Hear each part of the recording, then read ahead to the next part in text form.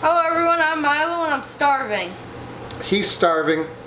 I'm Jesse. I'm not that starving. So welcome to another movie review by Horror Coasters.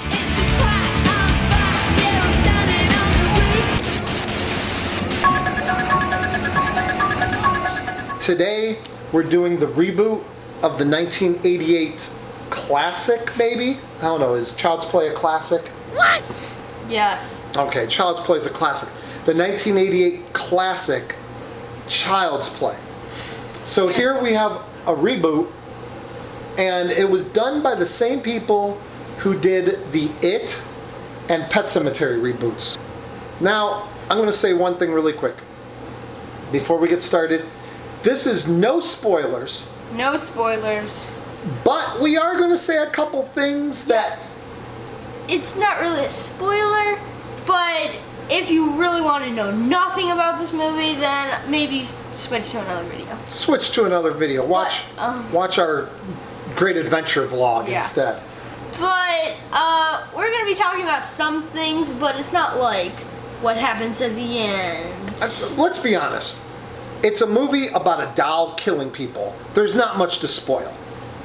If you're going to see a movie with Chucky, you're going to see a little creepy doll going and trying to stab people.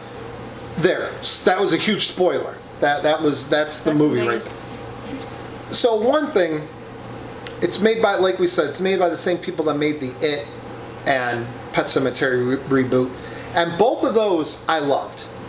I loved both those movies, and more importantly, I liked them better than the originals.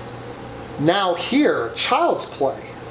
I liked the original Child's Play better than this Child's Play. No, this is better than the original. Well, here's the thing. If you're older than when the first one came out, if you're older than that, you'll like the old ones. Okay. But if you're younger, then you'll like the new one. Okay, that makes sense. That sums it up. Now I'm going to get my whoopie pie. That makes sense. Okay, so he's going to go get his whoopie pie. I'm going to explain a few things with this movie. Here we had a real 2019 take on Child's Play. The original Child's Play, a serial killer, a bad guy, possessed the body of a doll. The bad guy, that was a bad guy in real life, went around killing people.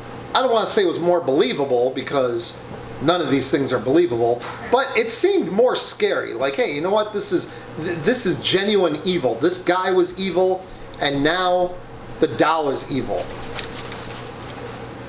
Nice for you to join us back here with our video. So in this, they really go into the new technology. Basically, Chucky now is one of those Google Home systems with legs and tries to kill you. Yeah, basically. So imagine if you're Alexa. You're like, Alexa, kill my family. Okay, killing your family, and then gets up and tries to kill your family. That sums it up. That's basically what this is. This movie, I give them credit though. They didn't try to be like Halloween, the reboot of Halloween. They took it seriously. This movie, you could tell they didn't completely take it seriously. They knew it was a goof. They knew it was fun. They knew that they just wanted to be entertaining. And the movie is entertaining. It's got some gory kills.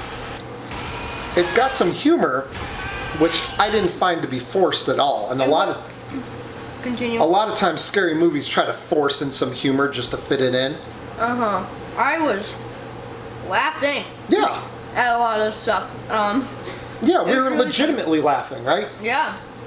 I mean, like, it was funny and it wasn't forced. So the beginning was funny, and then after a while, they didn't really have any humor, and it became serious. Yeah, it progressed along. Speaking of force, let's talk about the characters in the movie. First, Mark Hamill as the voice of Chucky. I gotta tell you, while watching it, I did not even think, hey, this is Mark Hamill, this is Luke Skywalker. I didn't even think about it. So it did a really good job. He did a good job voicing. The characters are Aubrey Plaza. She plays Andy's mom, and Andy is played by Gabriel Bateman. Both actors did an excellent job. I was a little unsure how they were going to take Andy, who in the originals was a little kid. I think he was, probably 5 or 4 or 5 years old, whatever. I mean, he was pretty young.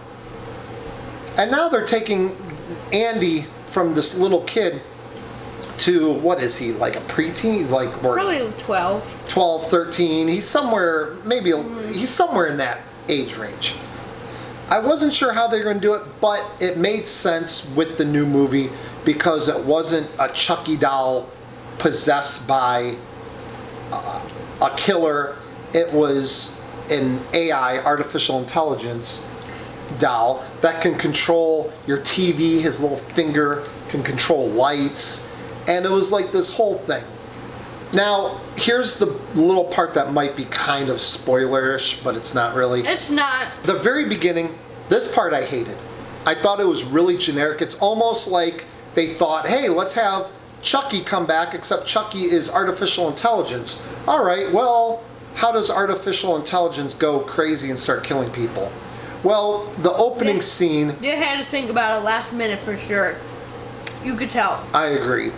Opening scene, they're at the plant where they put together the dolls in, I think it was Vietnam, and this worker is getting yelled at. His boss is yelling at him, telling him that he's worthless, and the employee is angry, so he takes the little microchip that goes into all the dolls. And for one of the dolls, he takes it and removes what blocks any sort of foul language, any sort of violent tendencies, and it opened the doll up to being evil. That whole thing I thought was cheesy, and throughout the movie, he has to learn to be evil. He is, yeah. And I didn't feel that was scary. I didn't feel like a doll that is just not really evil, just learning how to be evil. And his intentions on being evil weren't even that evil, because his whole intentions was to be friends with Andy. A friend of Andy. That was his whole goal. Yeah, he didn't want to kill Andy. He wanted to be his best friend. He wanted to be his best friend, and he took it a little overboard, you can say. He decides to put a microchip that makes the doll capable of doing bad things. I know, that was kind of stupid. They definitely thought of that last minute. They thought of that last minute. They dropped the ball on that. They couldn't think of how to do it. That's kind of how I felt with that part. So it was a very just generic script. It fit it checked all the boxes. It had the gore. It had all the same type of characters. Andy's friends. They had the bully type kid.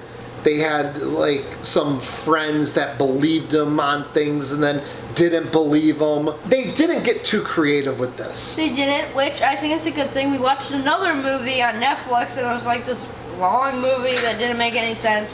But no one cares about that one. No one cares about that. But you don't want to get too creative and make it confusing to the audience. It wasn't like that. You would definitely, once you go to the theater, you'll definitely enjoy it. I don't think it's the biggest deal if you miss it, but I definitely think if you're a real big horror movie fan and you want to see all the horror movies, then it's definitely worth checking out. It's entertaining. You won't waste your money. I liked it. I agree. If you're a horror movie fan and you just like some gory scenes and you like a couple jump scares and creepy parts, and you're just that person that has to go see the scary movies, then go see it. He liked it. He liked it better than the originals. And he tends to like a lot of the reboots. He even likes the 2009 Friday the 13th. Love it. Best Friday the 13th movie. Better than the originals. But final score on it, out of 10, what do you think? Out of 10, I give it a solid 6. I give it a 7. It's good. I suggest that it's not the greatest thing you'll ever see. It's not the worst thing you'll ever see. It's definitely some creepy parts. And yeah, you won't waste your money. So that does it. So long, folks. Subscribe, Like, share. share, Bye. smash the bell. Bye bye. Goodbye for now.